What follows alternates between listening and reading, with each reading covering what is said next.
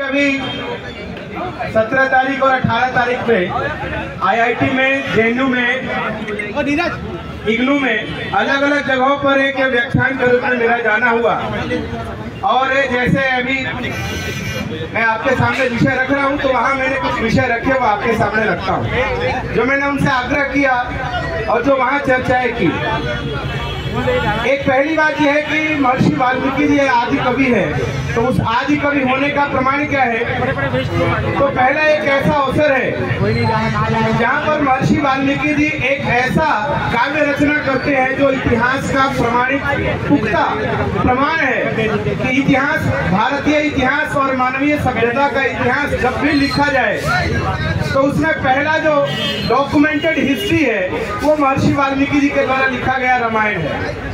रामायण हमारा पहला इतिहास का वो ग्रंथ है जिसके आधार पर मानवीय सभ्यता और उसके उदय का और उसके प्राचीनतम होने का प्रमाण मिलता है। दूसरा उसका एक तथ्य है कि महर्षि वाल्मीकि जी के रामायण में अर्थतंत्र की रचना अपने भारतवर्ष में जब बात की जाती है तो कौटिल्य अर्थशास्त्र की चर्चा होती है, पर शायद अकादमिक जगत में यह चर्चा और समाज में चर्चा कम होती है कि महर्षि वाल्मीकि जी का रामायण केवल राम के चरित्र चित्रण का नहीं है, भारतीय आर्थिक तंत्र की एक सुदृढ़ व्यवस्था की भी रचना उसमें लिखी हुई है। उसको जब पढ़ेंगे समझेंगे तो ये बात समझ में आती है। तीसरी बात यह है कि जो महर्षि वाल्मीकि जी ने जो मंच से एक बार कहा गया कि लोकतंत्र की व्याख्या, तो महर्षि वाल्मीकि जी ने जो रामायण लिखा उस रामायण में अलग अलग राजवंशों की लोकतांत्रिक व्यवस्था के आधार पर चलाई जाने वाली शासन पद्धति की भी उसमें भरपूर व्याख्या मिलती है।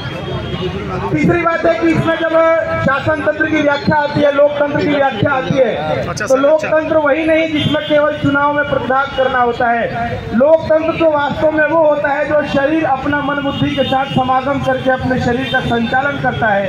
वैसे ही अपने देश के संचालन का, राष्ट्र का संचालन करने के लिए संपूर्ण मानव जाति एक साथ मिलकर के उस कार्यों का निर्वहन करती है। ये वास्तविक लोकतांत्रिक व्याख्या महर्षि वाल्मीकि जी के द्वारा लिखित उस रामायण में मिलता है। उसमें एक साथ साथ में है कि हमारी नीति कैसी होगी, नियंता कैसे होंगे, निर्माता कैसे होंगे। तो जो पॉलिसी की बात आती है वो पॉलिसी अलग अलग लेवल पर, वो पॉलिसी अपनी एक नेशन की है, वो पॉलिसी अपने जो फॉरेन पॉलिसी है उसकी है, वो पॉलिसी उसकी इकोनॉमिक पॉलिसी है उसकी है, वो पॉलिसी अपने डिफेंस की है उसकी है, वो पॉलिसी स्ट्रेटेजिकल है, वो पॉलिसी कम्युनिकेटिव है, वो पॉलिसी अपनी फैमिली की है, वो पॉलिसी अपने नेशन की है। ये सारी पॉलिसी की बातें उस रामायण में मिलती है। चौथी बात जब मैंने वहाँ कहा कि चौथी बात क्या है, तो महर्षि वाल्मीकि जी एक बहुत बड़े फिलोसफर है। महर्षि वाल्मीकि जी केवल एक राइटर नहीं, एक फिलोसफर है। वो फिलोसफर किस कॉन्टेक्स्ट में है, तो फिलोसफर उनके महर्षि वाल्मीकि जी के रामायण जब पढ़ते हैं तो दर्शन के सभी सिद्धांत उसमें प्राप्त होते हैं, चाहे वो योग दर्शन का हो, चाहे वो न्याय वैशेषिक का हो, चाहे वो उत्तर मीमांसा का हो, इन सभी प्रकार के दर्शन है वो सारे दर्शनों का योग महर्षि वाल्मीकि जी के रामायण लिखित में उसमें मिलते हैं। तो अलग अलग प्रकार से सामाजिकता का अलग आधार और जो अकादमिक जगत में है, तो मैंने उन लोगों से आग्रह किया कि आप सभी विद्वान व्यक्ति हैं। महर्षि वाल्मीकि जी हमारे पहले इतिहास के अध्येता हैं जिन्होंने 14,000 श्लोकों में हमारा संपूर्ण भारत का इतिहास, और जो छठी बात मैंने वहाँ कहा कि जो भारत का भौगोलिक है, पूरा भारत का भूगोल रामायण में मिलता है। भारत को समझना है तो पहला आधार ग्रंथ है रामायण। उसमें पूरा भारत की नदियाँ, भारत के पर्वत, भारत के जमीन, भारत के अलग अलग प्रांत, ये सबका समावेश उस रामायण में मिलता है। तो अगर इतिहास को समझना है, अगर अपने भूगोल को समझना है, भारत को समझना है, तो महर्षि वाल्मीकि द्वारा लिखा इस रामायण को जब हम पढ़ते हैं तो महर्षि वाल्मीकि जी का हमारे जीवन में, अपने जीवन में संपूर्णता के साथ में इसका बोध होता है।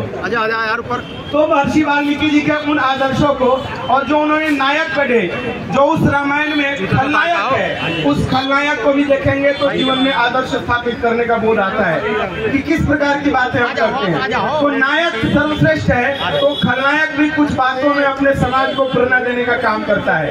अलग अलग हिस्सों में एक ऐसा नायक की रचना करते हैं जो राजमहल से निकल करके वन तक जाकर सबको जोड़ने का काम करता है। पहले ही ग्रंथ में, पहले इतिहास के संदर्भ में ऐसी बात होती है, राज सत्ता छोड़ करके समाज के उस अंतिम मैदान पर बैठे व्यक्ति को अपने साथ में जोड़ने का ये काम उनके नायक के द्वारा ये किया जाता है। ऐसे हम सबके आदि कवि, हम सबके अपने इतिहास के प्रणेता और हम सब उनके वंशज हैं। ऐसे आदि कवि महर्षि वाल्मीकि जी को उनकी जन्म जयंती पर, उनके जन्म तिथि पर सादर पूर्वक नमन करते हुए अपनी बात पूर्ण करता हूँ।